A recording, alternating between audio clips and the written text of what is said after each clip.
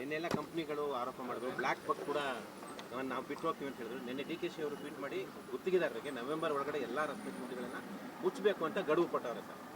ಕಂಪ್ನಿಗಳು ಇದು ಆಕ್ರೋಶ ಹೊರ ಹಾಕಿದ್ರು. ನಾನು DK ಶಿವಕುಮಾರ್ ಅವ್ನು ಕೇಳ್ತೀನಿ, ಯಾವ ನವೆಂಬರು? 2028ನೇ ನವೆಂಬರ, 2029ನೇ ನವೆಂಬರ? ಯಾವ ನವೆಂಬರ್ ಅಂತ ಹೇಳಿಲ್ಲಲ್ಲ ಅವರು. ಮತ್ತು ಅವರು ಇದುವರೆಗೂ ನಾನು ನೋಡ್ದಂಗೆ 6 ಪ್ರೆಸ್ ಮೀಟ್ ಮಾಡಿದ್ದಾರೆ ಗುಂಡಿಗಳ ಬಗ್ಗೆನೇ. 6 ಪ್ರೆಸ್ ಮೀಟಲ್ಲೂ ಹೇಳಿದ್ದಾರೆ ಇನ್ನು 15 ದಿನದಲ್ಲಿ ಗುಂಡಿಗಳು ಮುಚ್ತೀರಿ ಅಂತ. 6 ಪ್ರೆಸ್ ಮೀಟ್ ಇದೇ ಪದ ಹೇಳಿದ್ದಾರೆ. 6 ಪ್ರೆಸ್ ಮೀಟ್ ಆದಮೇಲೆ ಗುಂಡಿ ಇದೆ ಅಂತ ಹೇಳಿದ್ರೆ ಅವ್ರ ಪ್ರೆಸ್ ಮೀಟ್ಗೆ ಏನು ಬೆಲೆ ಇದೆ? ಹಣನೇ ಬಿಡುಗಡೆ ಮಾಡದೆ, ಹಣನೇ ಇಲ್ಲದೆ ಗುಂಡಿ ಮುಚ್ಚು ಅಂದರೆ ಯಾರು ಮುಚ್ತಾರೆ ಗುಂಡಿ? ಹಿಂದೆ ನಮ್ಮ ಸರ್ಕಾರ ಇದ್ದಾಗ, ಯಡಿಯೂರಪ್ಪನವ್ರು ಮುಖ್ಯಮಂತ್ರಿ ಇದ್ದಾಗ, ಬಸವರಾಜ ಬೊಮ್ಮಾಯಿ 8,000 ಕೋಟಿ ಕೊಟ್ಟಿದ್ರು. ಯಡಿಯೂರಪ್ಪನವರು ಮುಖ್ಯಮಂತ್ರಿ ಇದ್ದ BDAಯಿಂದ ದುಡ್ಡು 6,000 ಕೋಟಿ ಕೊಡಿಸಿದ್ರು ಕಾರ್ಪೊರೇಷನ್ ಬಿಟ್ಟು.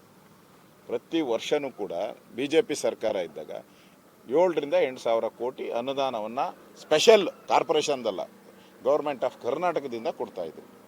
ಆಗ ರಸ್ತೆಗಳೆಲ್ಲ ಸರಿ ಇದ್ವು. ಈಗ 2.5 ವರ್ಷ ಆಗಿದೆ. ಈ ಮನೆಯಾಳ ಕಾಂಗ್ರೆಸ್ ಸರ್ಕಾರ ಬಂದು 2.5 ವರ್ಷ ಆಗಿದೆ, ಏನು ಹಣ ಬಿಡುಗಡೆ ಮಾಡಿಲ್ಲ.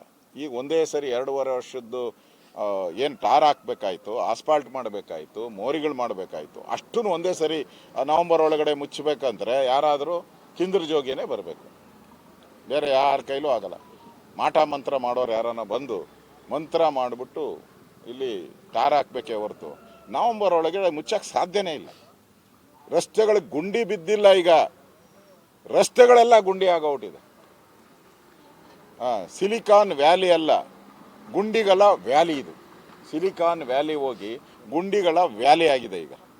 ಈಗ ಪಾಟೋಲ್ ಮುಚ್ಚಕ್ಕೆ ಆಗೋದೇ ಇಲ್ಲ. ಎಂಟೈರ್ ರೋಡ್ನೇ ಹೊಸದಾಗಿ ಟಾರ್ ಮಾಡಬೇಕು.